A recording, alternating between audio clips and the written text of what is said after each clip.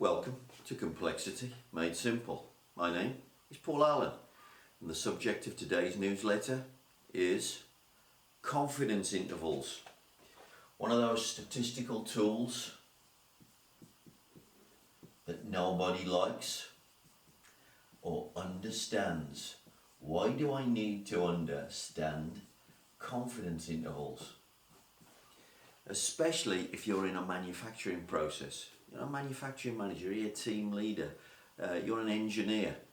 Why do I need to understand statistics? Why do I need to understand confidence intervals? Well, it goes to the heart of something that's very important about all your data in your company, and it's this. It's something that you need to take on board and internalize, understand and accept. Every number you look at, every statistic you look at is an estimate. I know we tend to think of mathematics, numbers, as being very precise. You should look at them and think, every number I look at is an estimate. And then what is the next sensible question you would ask if you take that on board? Well, what you would ask is how good an estimate is it? And what confidence intervals essentially do is tell you how good your estimate is. So, how would this work? Well, essentially, you have a process. The process has produced some items. There we have a bucket of items.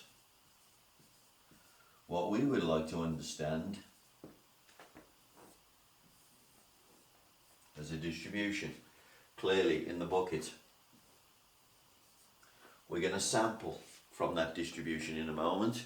We want to understand it, and one of the things that we want to understand is the signal. We want to understand the average, the mean. We like to know, typically, if we've hit the target, or we're somewhere close to the target. So we're going to sample. Now obviously when we sample, we create an estimate. So we are going to sample out of this bucket. By the way, even if the bucket isn't made, but your machine is producing, essentially what it's doing is it's producing this bucket. So even if you're taking parts off the machine as the machine is running, you are still sampling from this distribution which is being created in real time, and you are still trying to estimate exactly what is going on. So we're not going to measure all of them, we want a sample. It's a more efficient way. It's statistics saving us time and money. So we take a sample. Let's say we don't want to work very hard and we only take a sample of 10. Okay, now obviously what happens, take sample 10 and I'm going to work out the average from the 10.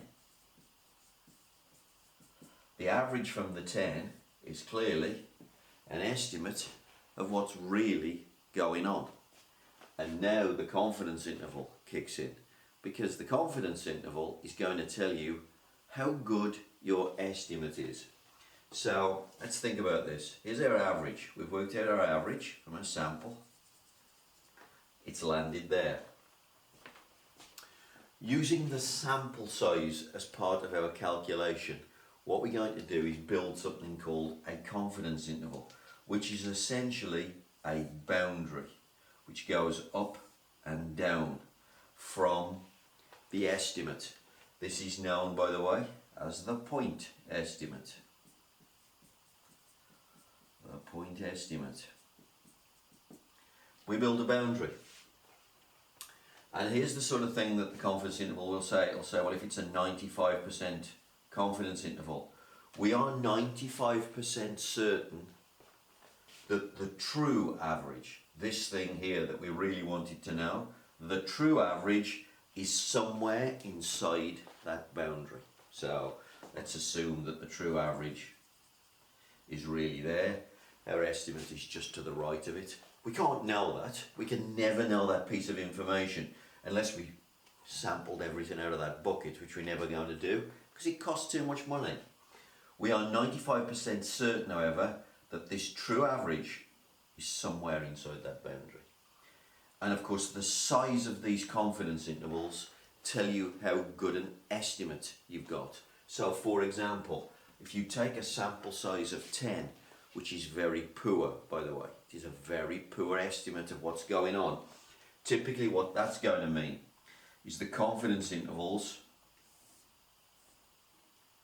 are going to be very wide, and it's going to say, I'm 95% certain the true average is in there somewhere. So in other words, the real average could be out here. How good's your estimate? Well, quite honestly, it's bloody awful. Yeah, because you have to have a really big bucket to have any kind of confidence at all that you've captured the true average of the process. And that's what the confidence interval is telling you. How good is the estimate? Now, of course, if you take a good sample size, and this is what it's really linked to, the confidence interval, forget them in a sense. Really what it's telling you is, what sample size should I take? That's why these things are important, not to work out the confidence interval. Because what we don't want you to do, we don't want you to go at it half-arsed, take the wrong sample size, get a bloody awful confidence interval, and have a terrible estimate. What would be a much more sensible thing to do is this, is to say, okay, look, I would actually like my confidence interval to be nice and tight. I'd like it to be nice and close here, so that the possibility of where the true estimate is very close to the estimate that I actually see. Now, in order to get that nice tight confidence interval, what you really do is this. You specify this width in the maths, and you use that width to calculate a sensible sample size. And that's really how confidence intervals should be used. They shouldn't be used after the fact to tell you that you've been an idiot and you didn't collect enough data. What they should be used to do is to be more intelligent and say, hang on, I want a great estimate of what's going on here, therefore I'll specify the confidence interval I would like, and I'll calculate an intelligent, accurate and useful estimate. And of course, that tells you the sample size. Now, where does that typically come out? Well, if you're measuring variable data, it nearly always comes out in the region of 30 to 50. So if you ask me, Paul, how often do you do this calculation? Specify the width, do the maths, calculate the sample size. I rarely do it. I tend to use a simple guideline, which is that if I've got measurable data, I'm going to take a sample size somewhere between 30 to 50. What that does is make my confidence intervals nice and tight. What do tight confidence intervals tell you? I got a good estimate.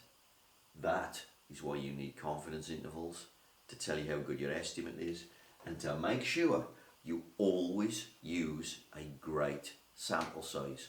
If you always use a great sample size, you always get good estimates, and therefore your decision making, your decisions are going to be so much better if you're making them from a great estimate. Understand confidence intervals, get great sample sizes, make more intelligent, better business decisions. Confidence intervals. If you'd like to know more about any of the concepts covered in this video, or any of the other concepts covered in my other tutorial videos, then here's my latest book, Drink Tea and Read the Paper. Covers everything you need to know about how to make sure that Six Sigma becomes world-class engineering in your company. Otherwise, if you'd like to get in touch with me, a little bit of help about Lean, a little bit of help with Six Sigma, please contact me on the email below.